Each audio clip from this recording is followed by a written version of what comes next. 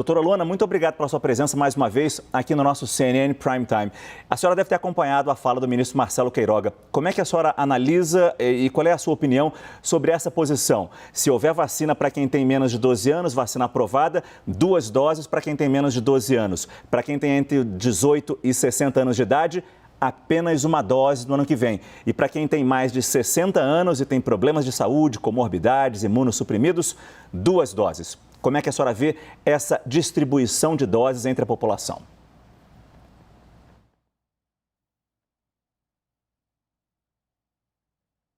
Doutora, eu acho que o seu microfone está desligado. Eu não estou escutando. E agora? Agora sim. Boa noite. Ótimo. Boa noite, Márcio. Desculpe. Primeiro, obrigada por me receber aqui. Primeiro que eu acho que a gente não pode considerar que não há uma priorização. Há uma priorização por idade. Então, a ideia de que não há um grupo prioritário nessa vacinação, nesse esquema vacinal daqui para frente, ele não é exatamente real, uma vez que a gente vai vacinar esses grupos de acordo com a faixa etária, diminuindo essa faixa etária ao longo do tempo. Mas o fato é que as evidências hoje mostram que para crianças, abaixo de 12 anos, e aí a gente tem uma expectativa de acima de 5 anos nos Estados Unidos, o imunizante da Pfizer já ser aprovado nesse mês agora de outubro, o que, se confirmar, já vai levar a um pedido na própria Anvisa nossa aqui para aprovação nessa mesma faixa etária. Nessa faixa etária a gente ainda conta com 2 doses, então esse é o esquema completo para essas crianças, com perspectiva, porque outros imunizantes também estão sendo testados para essa faixa etária e também para abaixo de 5 anos de idade.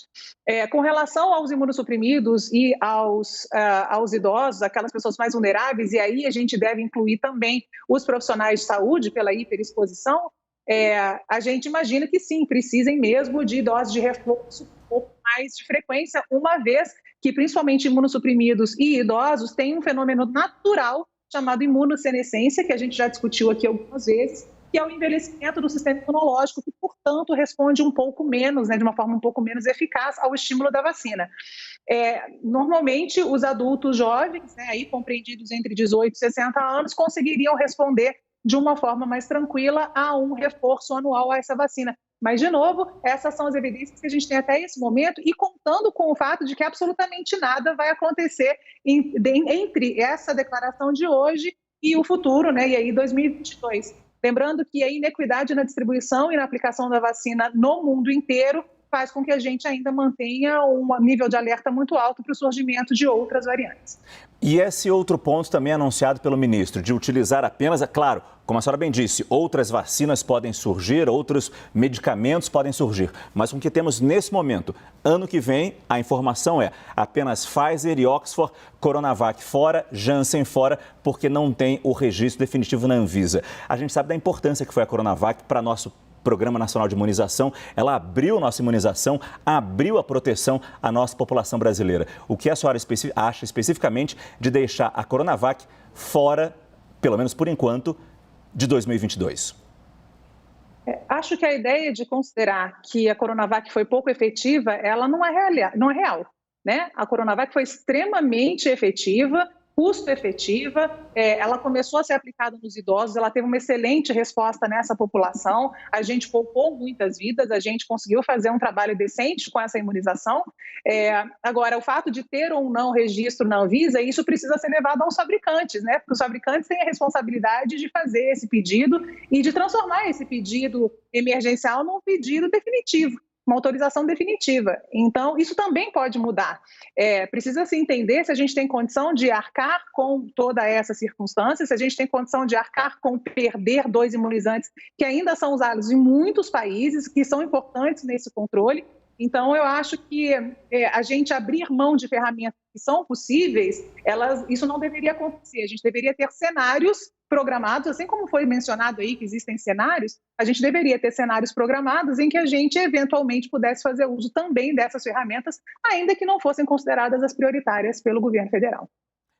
Doutora Luana, a discussão agora também, além de como seria esse Programa Nacional de Vacinação, era a questão das máscaras. Rio, São Paulo já falam em tirar máscaras. Temos realidades diferentes em todo o país. Como é que a senhora está acompanhando essa discussão toda?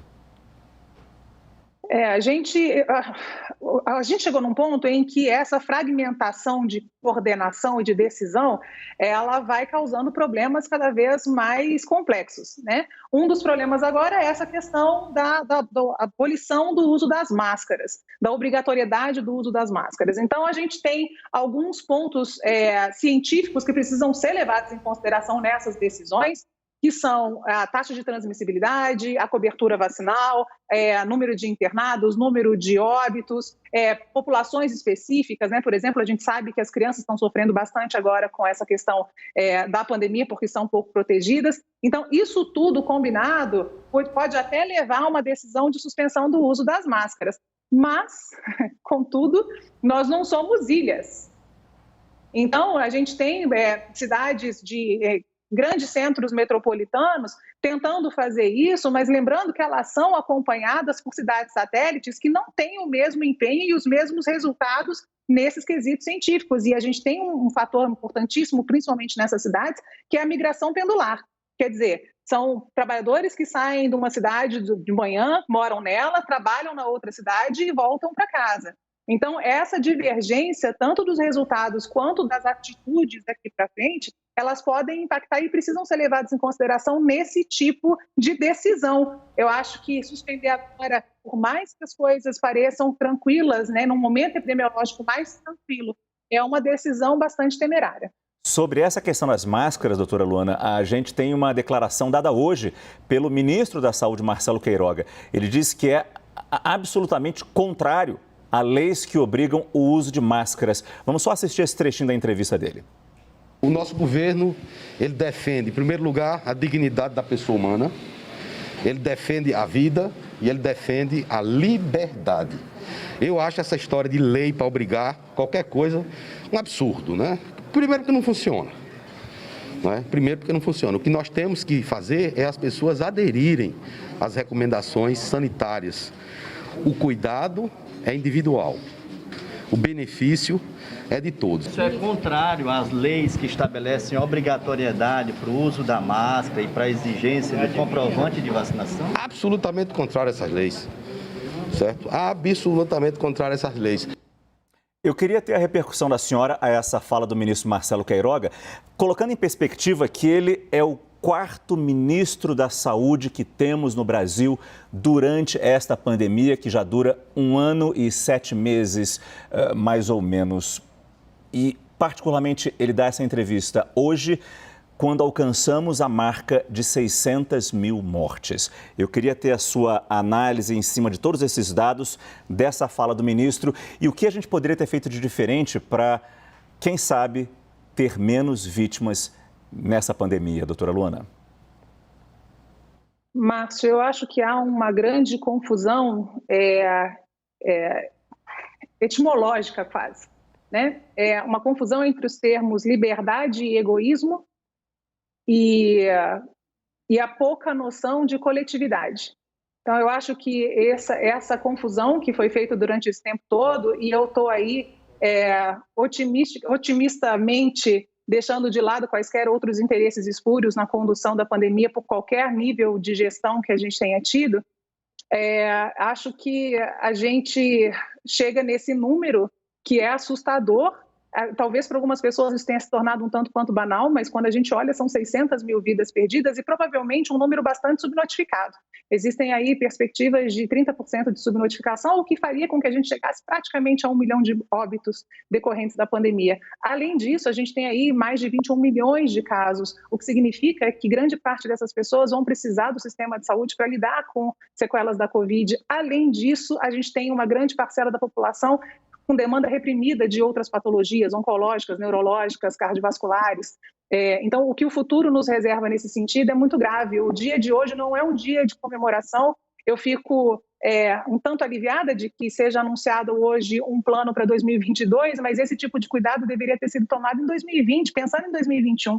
A gente demorou muito para começar a única estratégia que a gente sabe que é definidora de rumo dentro da pandemia, e ao fazê-la, a gente não contou com nem a organização, nem a comunicação do governo federal, infelizmente, e também de outros níveis de governo. Então, a gente deixou toda a responsabilidade sobre a população e foi a grande responsável por frear a pandemia até esse momento.